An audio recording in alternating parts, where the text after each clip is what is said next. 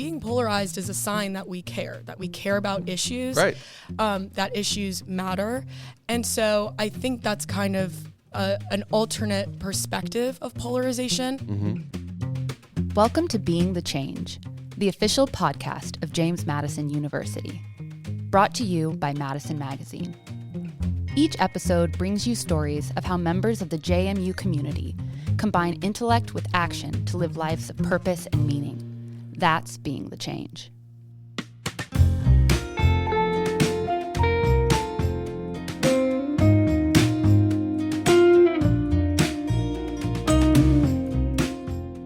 What's up, JMU? Andy Perrine here. Welcome to Being the Change. Today's episode is all about building a stronger democracy. And at JMU, we've been laser focused on different opportunities that we want to provide for our students, for everybody in the community, to learn not only their role as a citizen and the fact that our rights are counterbalanced by our responsibilities, but also basically how to navigate the world. And here with us are three guests. We have two students and a faculty member who's also a director of a center. But we have two students. We have Emily Lowe and Bradley Dunn, and they're both Democracy Fellows at the James Madison Center for Civic Engagement, which you'll find out more what that means soon. But Emily, hello. Hi, thank you for having me. I'm so glad you're here. And Brady, good to see you. Hi. Thank you for having me again. Thanks for being on.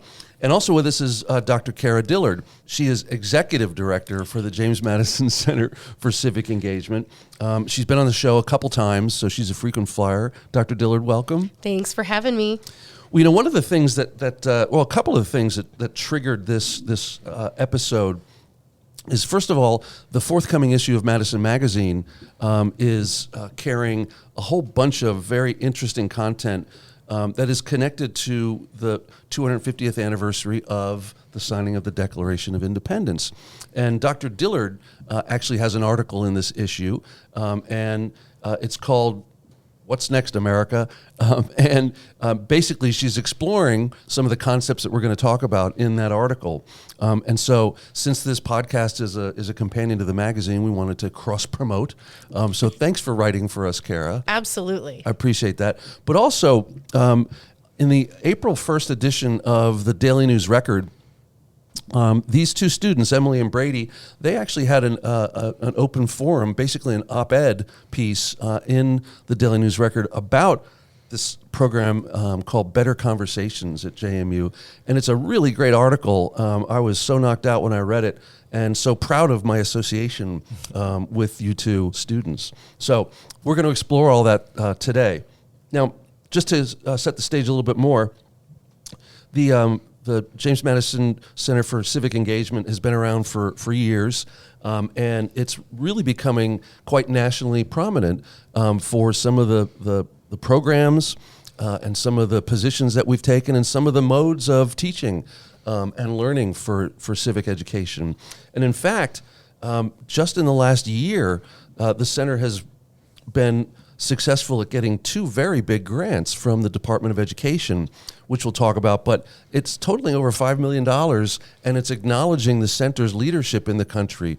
Carrie, you want to give a little bit of background on how that happened and what we're doing with that money? Yeah, when the call came out last spring for teaching and engaging high school teachers and our students about how to have difficult conversations also around America's 250th, we knew at JMU, at the Madison Center, that we were extremely well positioned to say that we can make a difference in the lives of our K-12 teachers. And we have, based on what we do at JMU, the skills and capacities and the model to give teachers to say, this is how you can, in your classrooms, if with kindergarten students and third graders and middle school and high school, you can help them explore the fundamental sort of civic questions around the 250th. What does it mean to be in the room?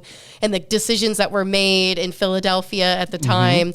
And so we're just really excited. And then we have a second grant that is essentially how do we help other colleges and universities across the country engage in difficult conversations? And well, that's what we do here. Right. So it's really exciting. So yeah, $5 million over the next 3 to 4 years to really push JMU and the model that we have here, not just for higher ed, but up and down the lifespan of a student's life. That's amazing.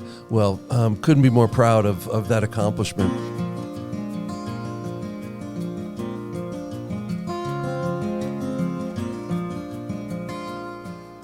Right now, I'd like to dive into, with Brady and Emily, the op-ed that you wrote is about this program called Better Conversations.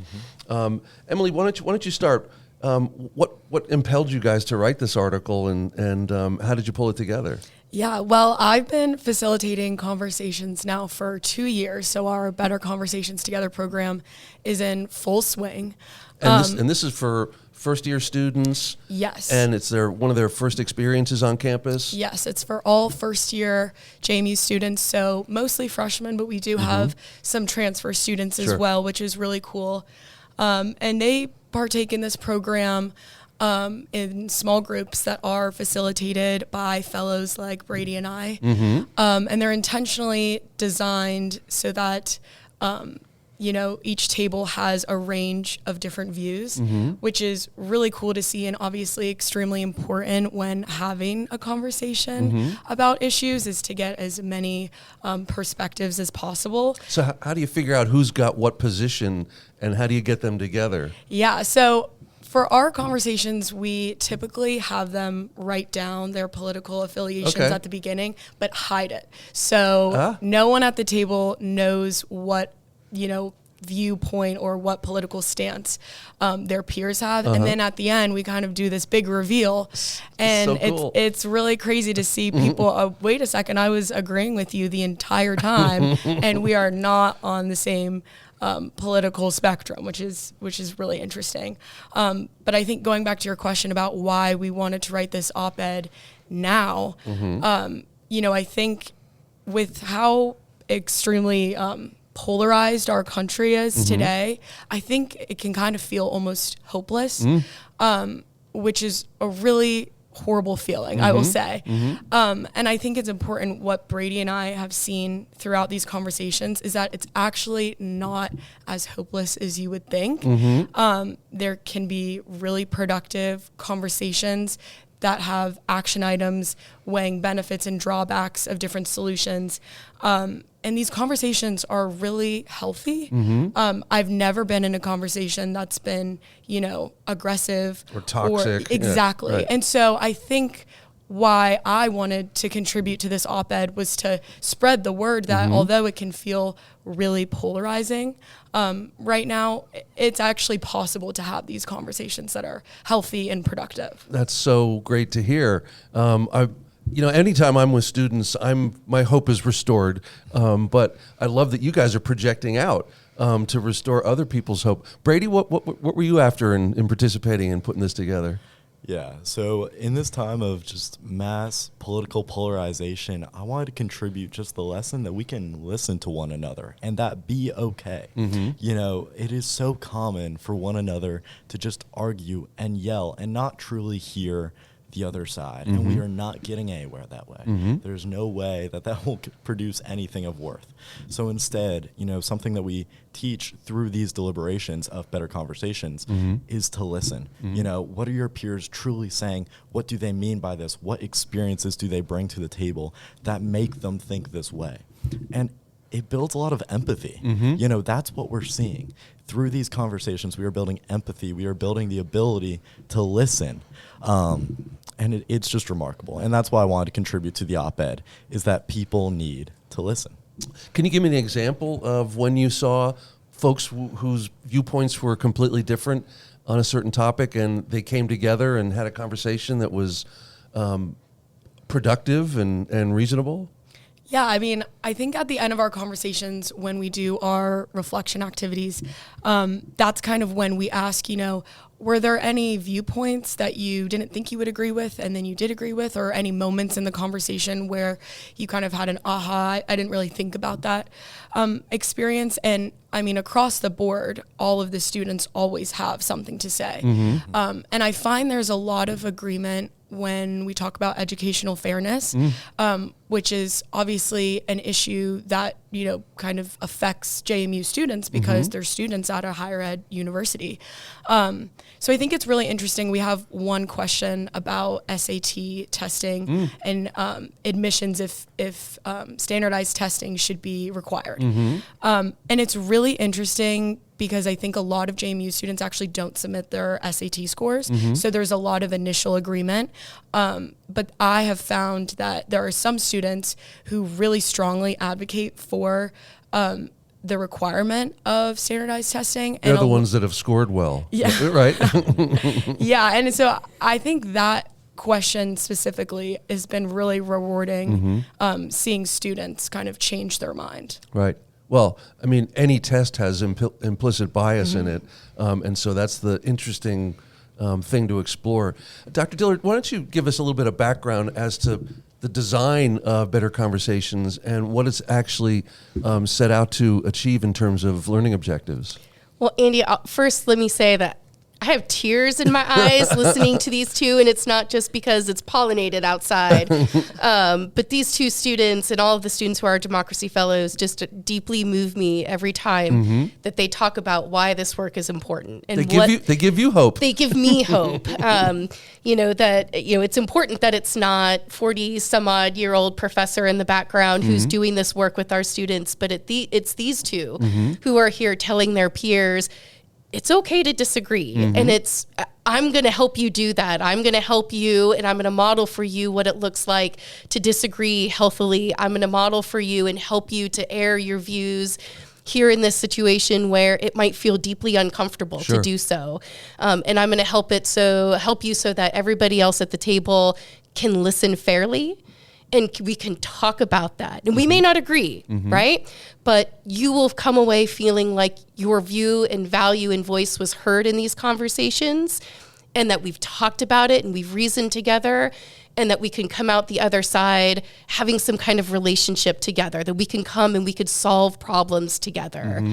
And, to me, really, that's the philosophy, that's the genesis to Better Conversations together. And I think, as Emily and Brady both talked about, it feels like talk today is so polarizing that when students engage in conversation, when anybody engages in conversation about politics, that it just feels really negative. And so, I say the solution to that kind of really toxic kind of conversation is not more talk. It's better having better relationships with each other.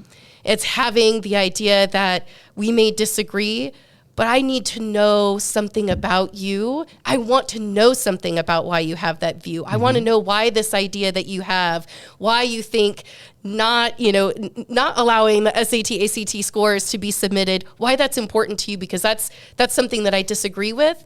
There's a perception gap here. I want to close that because you matter to me. And that seems in many ways what's missing that we try to help build between students. We can have a relationship. We don't have to agree, but we can come and we can talk because each of us in this room matters to the other. Well, it seems like that's a potential cure for what's ailing us, because we're objectifying and dehumanizing each other when we say that the other side is crazy or immoral. And so beginning in the same position as you matter really seems to me like a great thing to celebrate in this 250th year of our union, right? I mean, we talk a lot about, and one of the objectives that we have for this is to reduce affective polarization. The idea that people on the other side are wrong, they're evil, they deserve to be cast out of democracy, to be canceled. Right. And we think that that's a problem. Yeah. We don't want to do that. Right. So part of embedded in this program, like Emily was talking about, we have the Emily and Brady and all of our Democracy Fellows say at the beginning, you're sitting at a table with people who have different points of view. You don't know who they are, but everybody in this table has a different perspective than you. It's your job to navigate those differences and to talk across those differences and to find shared solutions to these problems that we're going to talk about. And to Emily's point, they do a lot of times. They come across and they say, yeah, we can agree on this. Even though there's some drawbacks, there's some consequences, here's what we think we can do together. And so when we 3, 2, 1 reveal, here's, and we got all kinds of, ideologies in the table. But invariably it's a, oh, you're different. And we agreed, mind blown. Right. And, to see that light bulb come on for our students as 17, 18-year-olds to come into college and realize from the moment they step on our campus that we can talk differently with each other. That's contrasted to what they see on their cell phones and social media screens. That is what we should be doing in higher education. And that's why this work is important. Really?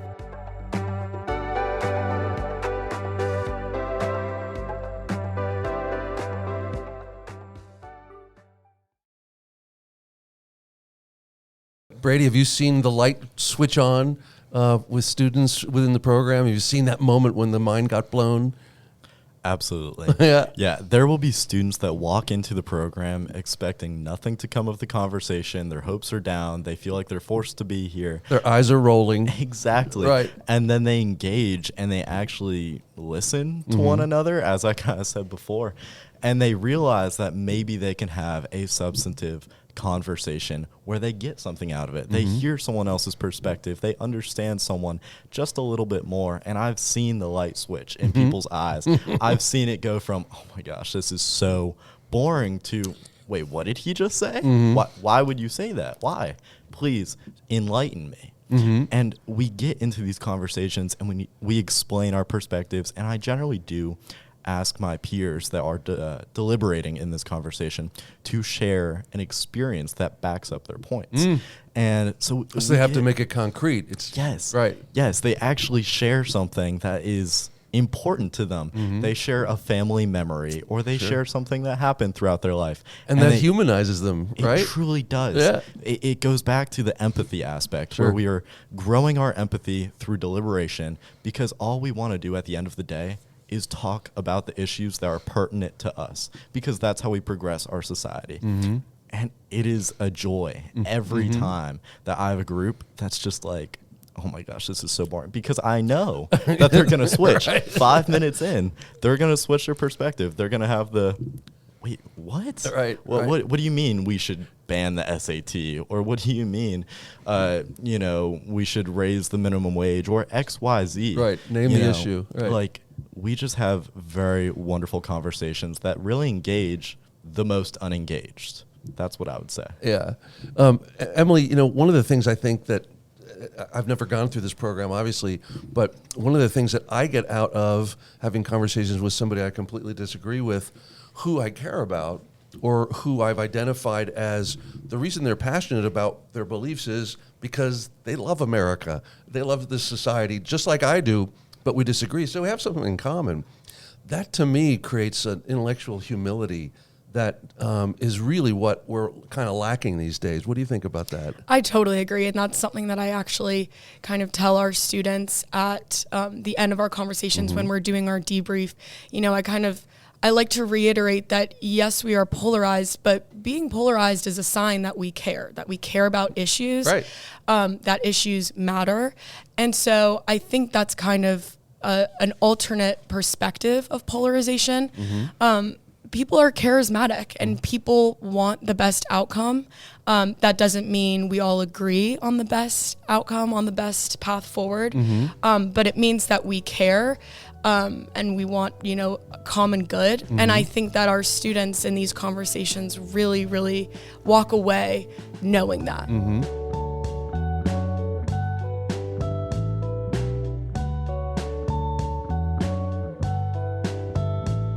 Dr. Diller, one of the things I think is emerging, especially with the new president, Jim, on campus, a lot of folks think that being able to have civic dialogue is either about politeness or is about cultivating civic virtue, which are all just kind of, conceptual.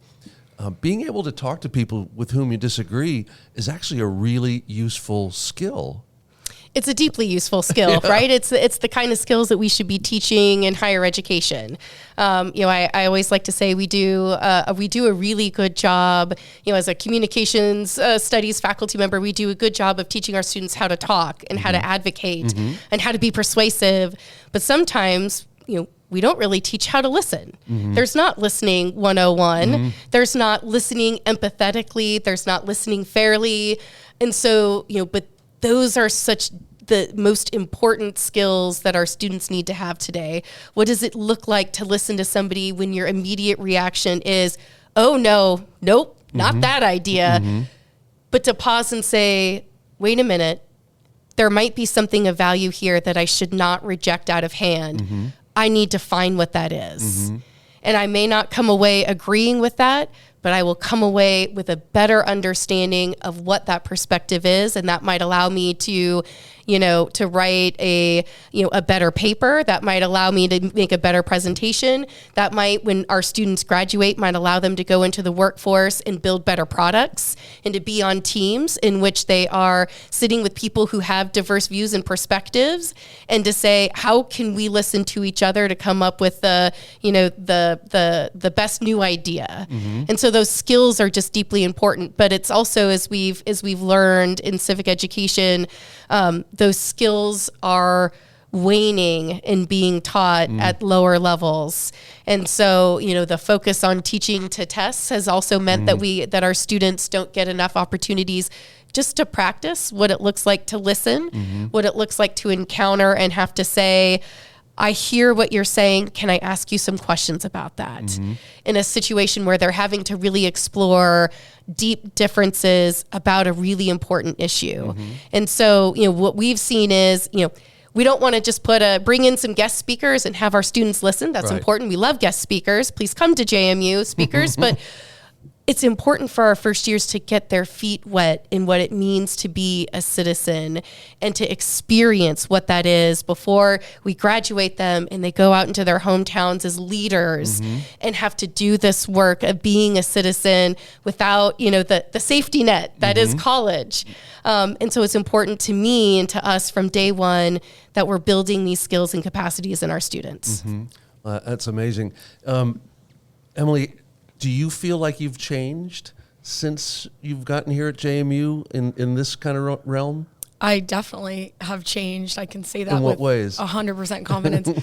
I think that being a fellow for the past 2 years at the center, we're a nonpartisan organization, and as a facilitator of these conversations, obviously I have to remain extremely unbiased.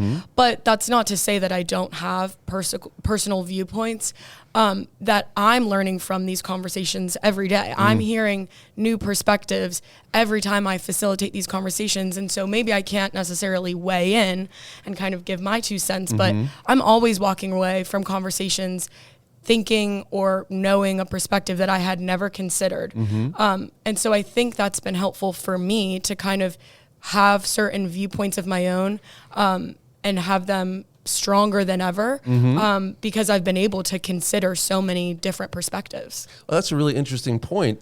If you really listen to somebody, it might even strengthen how you feel already, but it's a more sound position because you've heard the other side and you've fully given it your consideration. Has that happened to you, Brady? Absolutely. Yeah. I feel that I'm more confident in my views than ever before because I've heard more people talk about them. Right. I've heard so many different perspectives. I've heard so many lines of reasoning. I've heard so many experiences that have truly formulated people's opinions. And it makes me a more holistic citizen, in my opinion, because I understand these matters on a deeper level, and that's what deliberation truly brings about. Right. And that's what our freshmen are learning through this process, and transfer students. They're gaining so much experience beyond communication skills, which obviously we want to emphasize are extremely important, and we want you to take them away from the conversation. but also it's about hearing other people. It's about hearing those experiences. And I feel like I'm a better civic citizen as a result. Mm-hmm. And it kind of shifts from tolerating to accepting, right? Yeah. which is where deliberation actually produces results. That's right. I mean, I don't think we just want to create a society. And here's what I mean by we want to build better relationships. That's the together piece of better conversations together. I don't just want to graduate students who can tolerate because there's a lack of care to that. Yeah. That just says, okay, I'm going to agree to disagree and not really try to more deeply understand who you are and what that perspective means to you in this conversation. But we want students to approach this with a perspective of care. Of humanity, of this idea that we are better when we're able to talk together. And that doesn't just mean just saying, well, we're going to agree to disagree and go about our business, because that's not building a community. That's not building relationships. That's just merely tolerating, and we don't want that.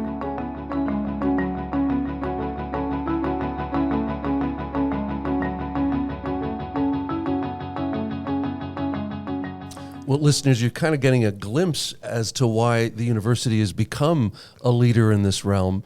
Dr. Dillard, what's next for us now that these two big grants have arrived at the university, and we've got these unbelievable democracy fellows like Brady and Emily helping to teach their peers?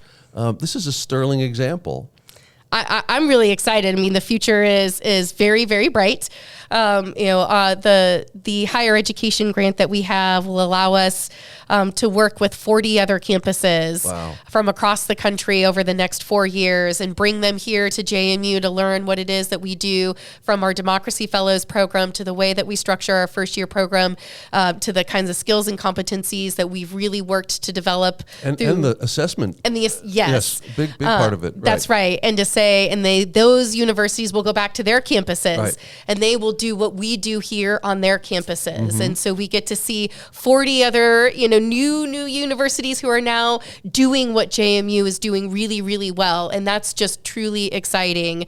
And that includes the assessment piece. That includes us doing really rigorous assessment that, the work that Emily and Brady lead on our campus, it moves the needle. Yeah, we can tell. We can tell. We see a reduction in affective polarization among our first year students. We see improvements in intellectual humility, that our students are coming away from this experience saying, I have a view and I can recognize that somebody else's view may also be important to me as well, that those aren't trade-offs, that our students can listen better, that our students can understand that issues are nuanced and complex, and that they also say that we should seek shared solutions across divides.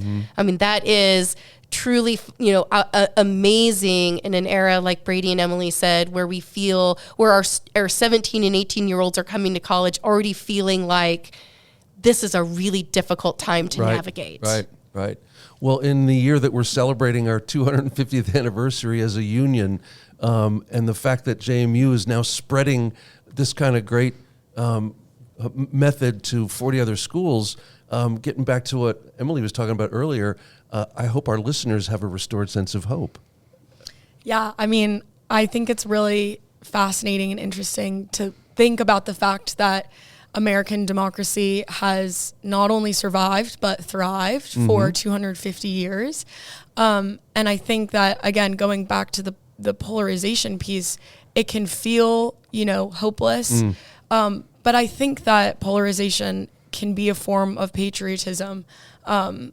We see a vision for America. We want the best for this country and for democracy.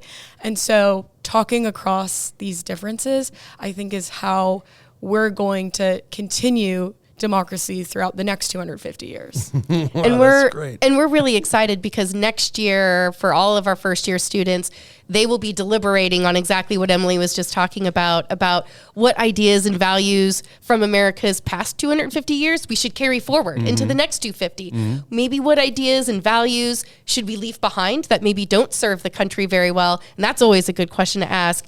But also, what values do we need to generate in this next 250 years to make our country thrive? And I think it's a really rich conversation to be having with our first year students, not only teaching them about deliberation, but to really get them to to just be deep thinkers, not just about the past 250, but and to get them to think together about what the next 250 years should be. Well, this has been so exciting for our listeners. If you're interested in learning more, you can find the James Madison Center for Civic Engagement just by simply searching for it, and you can dive deeply into the programs that Dr. Dillard and the Democracy Fellows are delivering to campus. Well, Emily Lowe, Brady Dunn, and Dr. Kara Dillard, it has been an absolute pleasure to have you on the program. Thanks for coming. Thank you for having us. And remember, listeners, if you've got ideas for other episodes or just want to be in touch, you can reach us at beingthechange@jmu.edu. Until next time, go Dukes. Thanks for listening. Subscribe to hear more stories about how members of the JMU community are being the change. Dive deeper and explore countless other stories at jmu.edu/Madison Magazine. Go Dukes! The Being the Change podcast was conceived by Jim Heffernan, editor of Madison Magazine, and me, Andy Perrine, head of JMU Marketing.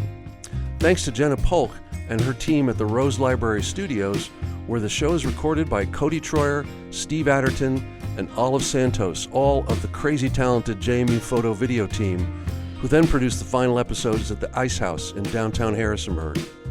Original music by 2019 alumnus Neil Perrine. You can find the Being the Change podcast on all the popular platforms where we hope you'll like, share, and subscribe.